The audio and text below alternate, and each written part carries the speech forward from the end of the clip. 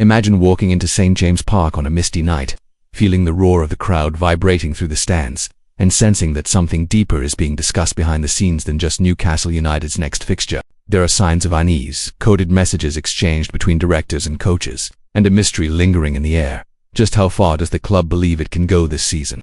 Let's explore what's really going through the minds of the players, the board, and, above all, the strategist at the center of it all. If you haven't yet subscribed to the channel, now's the perfect time. Hit that subscribe button and turn on notifications so you don't miss a single update about Newcastle United. Stick with us as we uncover the twists behind this story. Watch closely, because in this video, there are revelations few expect, and they might just change how you see the Toon Army's season. For weeks, around Newcastle and within the corridors of the club, a quiet conversation has been spreading. It's not shouted through press cameras or post-match interviews, but it's there, in the meetings, the players' faces, and the atmosphere that lingers after wins and losses. And that internal dialogue revolves around a single question: how far can we really go this year? The answer, surprisingly, has been crafted with care and a touch of boldness. Fans know the start wasn't ideal, the table reflects the struggles, the performances raise eyebrows, and the pressure inevitable for a club of this size has returned in force. Yet behind the turbulence lies one constant: the board's faith in the project and the man leading it. And that's where things start to get interesting. According to a report from Geordie Bootboys, the club's owners, the Public Investment Fund, remain fully confident in Eddie Howe as Newcastle United's manager, despite the dip in form. And more than that, internally the club still believes it can finish inside the top 6 of the Premier League, even with the modest start. It's this blend of trust in the manager and quiet ambition that we're about to unpack. In today's video, we'll take a full look at the picture, the dynamics between Howe and the Pif, the fallout from a chaotic summer transfer window, the current results, crisis, and finally, the club's true target for the season. And if you haven't joined our community yet, subscribe now. Every week we bring you exclusive updates and insights you won't find anywhere else. Let's start with Howe's relationship with the owners. As reported by Geordie Bootboys, the Pif has no immediate plans to replace the manager, even after Newcastle's painful defeat to Brentford that set off new alarms inside the club. Howe's position remains solid because, according to sources, the board recognizes the unique circumstances he's been working under, full of challenges, shared decisions, and responsibilities that stretch beyond the pitch. During the summer window, Howe didn't just manage and coach, he was involved in nearly every step of recruitment. Geordie Bootboys noted that the Pif viewed his workload as extraordinary. He was overloaded, said analyst Graham Bailey. The club isn't suggesting that Howe has total freedom, far from it, but there's a shared understanding that the conditions were far from normal, and he deserves credit for steering through them. So what exactly is this implicit plan for the season?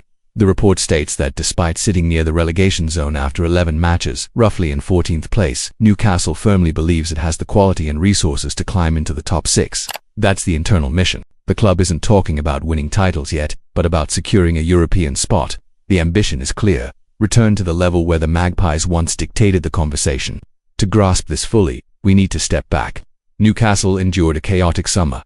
Player sales, delayed negotiations, and injuries that disrupted the start. Yona Wissa, one of the summer signings, is yet to debut, while Nick Waltermaid made a bright start. Gaps in the squad quickly became evident. The league table shows the team closer to danger than glory, which only heightens the ambition's weight. Finishing in the top 6 wouldn't just be decent. It would be remarkable considering the adversity. If you've stuck with us so far, hit the like button and share this video with fellow fans who want to understand what's really going on at St. James Park. Now, let's dive into the 3 key layers of the story. Howe's relationship with the Pif, the impact of the turbulent summer, and what a top 6 finish truly means for Newcastle in the 2025-26 season. First, Howe and the Pif. The owner's ongoing trust is part of a bigger plan: stability in a world that could easily spiral into chaos after a few bad games. The Pif doesn't act on impulse. According to Geordie Bootboys, they appreciate Howe's relentless work, understand the limitations, and, for now, are backing him to steady the ship. This approach says a lot about how the club sees him, not as a temporary figure, but as a cornerstone of their long-term project. Second, the weight of the summer. Howe's deep involvement in transfers and his handling of injuries and unexpected sales have turned this campaign into one of rebuilding rather than instant contention. Yet, within that rebuild, the club has managed to stay focused. The gap between expectation and reality creates the tension that keeps supporters watching. They know the target is high. The start was rough, and they're waiting to see if the engine will kick into gear.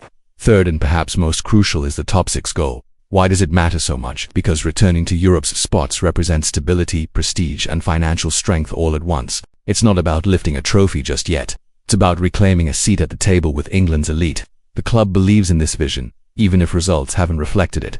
And knowing there's real belief behind the scenes changes how fans see each match. Every defeat isn't a disaster, and every win carries greater meaning. If you still haven't subscribed, now's the time. Our community is growing fast, and you'll get more in-depth coverage, behind-the-scenes stories, and honest insights about Newcastle United. Let's move on with the analysis. So, what does this all mean for the rest of the season? The link between backing the manager and setting an ambitious goal shows that the club is willing to endure early struggles, as long as there's visible progress. Even sitting 14th, the Premier League landscape still offers a path upward if the team can find consistency, tighten defensively, and perform better away from home. Looking at the numbers, after 11 matches, Newcastle have collected just 12 points, losing more than they've won, scoring fewer than they've conceded. Yet belief remains strong because the board sees quality in the squad, faith in the reinforcements once they're fully fit, and an understanding that transitions take time. The top 6 goal then is not fantasy, it's a long-term target with short-term urgency. What remains now is for Howe to bridge the gap between the now and the goal. His strategy involves stabilizing the back line, managing key injuries, helping young players mature, and getting the most out of the summer signings. More than anything, it's about maintaining unity, keeping morale high within the dressing room and among fans. Because if results take too long, optimism can quickly turn. But for now, the club is holding firm, and that might make all the difference. Thank you for watching until the end. Stay tuned, we'll be bringing you more exclusive updates, insights, and behind-the-scenes stories from Newcastle United. See you in the next video.